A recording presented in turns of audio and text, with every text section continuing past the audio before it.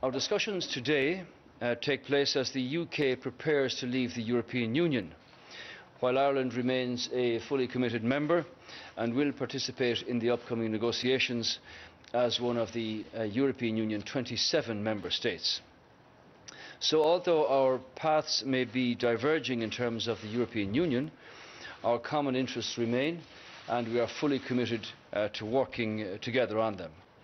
So our meeting today covered a wide range of issues, in which we were joined by Minister for Foreign Affairs and Trade, Charlie Flanagan, and Secretary for Northern Ireland, James Brokenshire. So we discussed the recent political developments in Northern Ireland and the implications that Brexit will have for the North and for relationships across these islands. We once again reiterated our joint and continuing commitment to the Good Friday Agreement and the institutions of the Good Friday Agreement, and our shared desire to see a fully functioning executive back in place as soon as possible. I emphasised to the Prime Minister the importance of finding a way forward on outstanding commitments, and in particular on issues like the legacy institutions under the Stormont House Agreement and the Irish language. We will maintain very close contact over the coming weeks, and we both hope that the current election campaign underway will be both calm and respectful. Against this background, we considered the enormous challenges that Brexit presents for Northern Ireland, given the unique circumstances that apply here, including its particular geography and history. We are agreed on the importance of our two governments working together to ensure that the framework of the Good Friday Agreement and successor agreements is fully preserved in the upcoming Brexit negotiations and outcomes. We discussed the necessity of ensuring the continued free flow of trade on the island and the need to avoid a hard border. I made it clear that in my view, any manifestation of a hard border would have very negative consequences, which the Prime Minister fully understands. For our part, we will continue to engage with our EU colleagues on the challenges of Brexit for the peace process, as well as the issues arising from the nature and the depth of the unique economic and trading ties between Ireland and the United Kingdom. Our two governments are agreed that a close and friction-free economic and trading relationship between the United Kingdom and the European Union, including Ireland, is in our very best interests.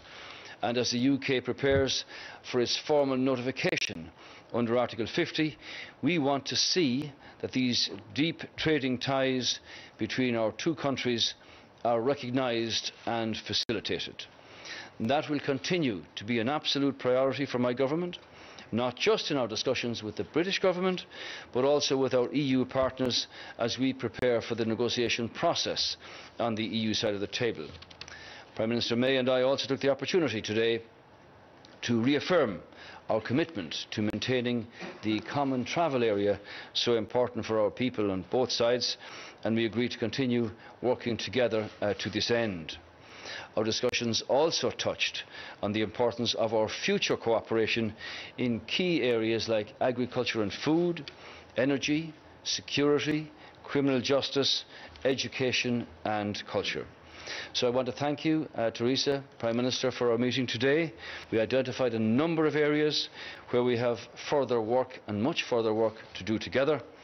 I am confident, however, that the strengthening and deepening of our relationship in recent years will stand to both our countries as we face into the many challenges that lie ahead. Thank you. Thank you. Thank you very much, Enda, and I'm delighted to be here in Dublin today. I think it's the third time I've met the Taoiseach since I became Prime Minister, and indeed it's the third time we've spoken in the past month. And this is testament to the unique relationship between the UK and Ireland.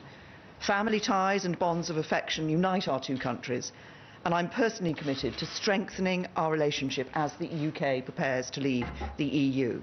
We're leaving the EU, but not Europe. And we will stay reliable partners, willing allies and close friends with our neighbours when we have so many values and interests in common. I know that for the people of Ireland and Northern Ireland, the ability to move freely across the border is an essential part of daily life. which is why the Taoiseach and I have both been clear that there will be no return to the borders of the past. Maintaining the common travel area and excellent economic links with Ireland will be important priorities for the UK in the talks ahead. Together we trade €1.2 billion worth of goods and services every week. No one wants to see this diminished. The Taoiseach and I have both reaffirmed our commitment to the Belfast Agreement and its successors, including Stormont House and Fresh Start.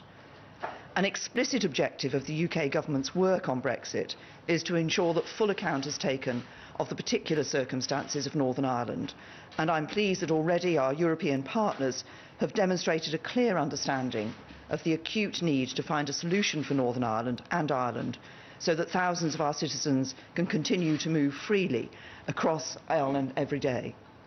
I want the reciprocal rights that our citizens enjoy in both countries to continue, including the rights guaranteed under the Belfast Agreement. But I also recognise that when the UK leaves the EU, Ireland will remain a member state, and that's something I fully respect. It remains overwhelmingly and compellingly in the UK's national interest that the EU, with Ireland in it, should succeed and prosper. Today we have committed to building on the track record of strong cooperation generated by our bilateral work programme. It's important to me that while we have plenty of work to do to deliver a smooth exit for the UK from the EU, we do not lose sight of the close links that benefit citizens in both countries. And so we have agreed to continue our bilateral work programme, which will cover a wide range of issues, some of which were mentioned by the Taoiseach. And of course, as he said, we both discussed the political situation in Northern Ireland. And both the Taoiseach and I have been unequivocal in our support for the political process as the Northern Ireland parties navigate this electoral period. The difficulties we face today are serious. It is fundamentally important that we work with Northern Ireland's political leadership to seek a solution. The Northern Ireland Secretary will be fully engaged over the next few days and months, with the aim of ensuring that once the election is over, a stable, devolved government is established that works for everyone. And I welcome the commitment of the Irish Minister for Foreign Affairs and Trade, Charlie Flanagan, in supporting that objective. So our discussions today here in Dublin have been very constructive, and I'm sure we will continue the close level of cooperation and friendship between the UK and Ireland in the coming months and years ahead. Thank you. You got a couple of questions? Prime Minister, you have said that you are open to partial or associate membership of the customs union, and both leaders have said that they don't want to see a hard border or a border of the past. But what kind of a border are we looking at in the future? Are you both ruling out definitively any tariffs or any custom checks along the border, and going into the negotiations from both sides, is that a red line issue? Well, we have, of course, said that we don't want to see a return to the borders of the past. That isn't just a phrase. Actually, it I think, symbolises the sort of seamless, frictionless border that we want to see in the future. And we will be working, as I set out in my speech earlier in this month. Of course, there are elements of the full membership of the customs union that would restrict our ability to do trade agreements with other parts of the world. But I believe, and this is what we are working on, that we need to find a solution which enables us to have as seamless and frictionless a border as possible between Northern Ireland and Ireland, so that we can continue to see the trade, the everyday movements that we have seen up to now. And of course, we also want to ensure that we carry on with the common travel area, which was in existence long before either of us were members of the European Union or its predecessors. I think the point there, Martina, is that Britain are leaving the single market. Obviously, the customs union is an area where we want to work very hard now to arrive at the outcome of not having a return to a hard border, not having a return to borders of the past, but having as seamless and as frictionless and as trouble-free situation as we can put together. That's the outcome that we want. And obviously the discussions and the negotiations in respect of the customs union are where that will take place. Shane Harrison, BBC Northern Ireland. Donald Trump is very much in the news in the last 48 hours or so. Prime Minister and Taoiseach, are there any circumstances that you can envisage in which his state visit to the UK would be cancelled, or Taoiseach, any circumstances in which you would cancel or postpone going to the White House for St Patrick's Day? Look, the United States is a close ally of the United Kingdom. We work together across many areas of mutual interest, and we have that special relationship between us. I have issued that informally issued that invitation for a state visit for President Trump here to the United Kingdom, and that invitation stands. I spoke to the President very shortly after he was elected, and he extended the invitation to me as Taoiseach, as has been extended for very many years to all Taoiseach previously and all governments in the United States. I intend to accept the invitation, and I do so for a number of very specific reasons. First of all, I think it's really important that I be able to say face to face to the President the issues that are of importance to us. I disagree with the policy as introduced by the American government, but I don't want a situation where 35 million Irish Americans who sign on for connections with this country, or the 50,000 undocumented Irish who are in the States, are left without contact or connection during St Patrick's Week. We have had great influence in the US over the years. We still have that influence, and we intend to use it. So I think actually it's more important now than ever before to be able to speak face to face with the American President, with President Trump, and explain to him the issues and the matters of importance for us here. So we do not want to abandon the connection or the influence and become isolationist by not attending there. It's not about a visit to the President. It's a symbolism of the connection between the Irish people and the American people for 2.5 centuries, covering a broad range of issues from culture to social issues to political issues, economic issues and trade. We have Irish firms now employing over 100,000 people across 50 states. These are people who want to expand their businesses, and I need to talk to the President about that. But also those who are undocumented, who contribute to the American economy, who contribute to American society, who want a path to legitimization to help to make America great. I think it's very important that the political leader of the day here in Ireland, me as Taoiseach, I should be able to say that in the White House, but also to Vice President Pence, to Speaker of the House Ryan, whom Minister Flanagan will meet tomorrow in the United States, the United States Chamber of Commerce, the many businesses who have expanded into Europe and particularly in Ireland. These are the reasons why I think it's very important to accept and fulfil the invitation that has been extended to the people of Ireland and the relationship between our two countries. Pat Leahy, Irish Times. Both of you are the leaders of your countries. What do you think the people of your countries think about President Trump's immigration restrictions, and how do you think you should reflect and respond to that, and to the Taoiseach particularly with respect to US immigration facilities that are operating in this country? Well, first of all, in respect of the policies introduced by the American government, I disagree with it, and I've obviously will say that to the President and Vice President when I meet with them. But you know, the opportunity to go to the States also means you meet with the mayors of different cities. I've met with Mayor Walsh and Senator Schumer and Mayor de Blasio and Mayor Lee and others.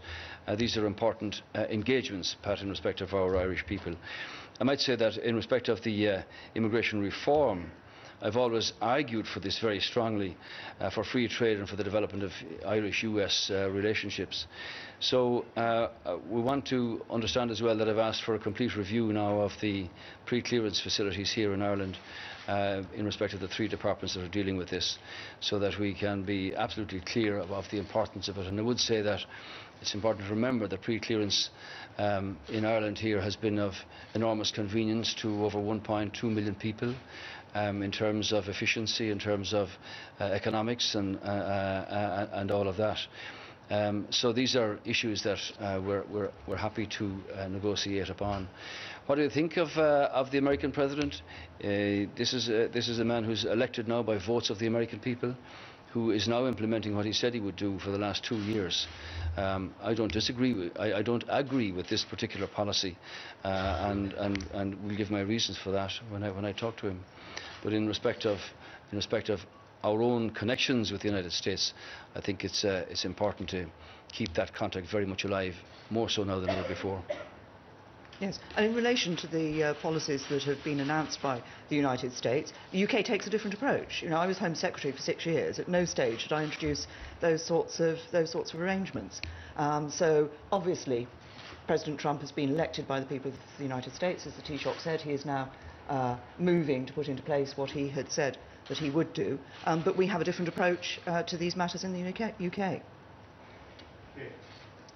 Prime Minister, a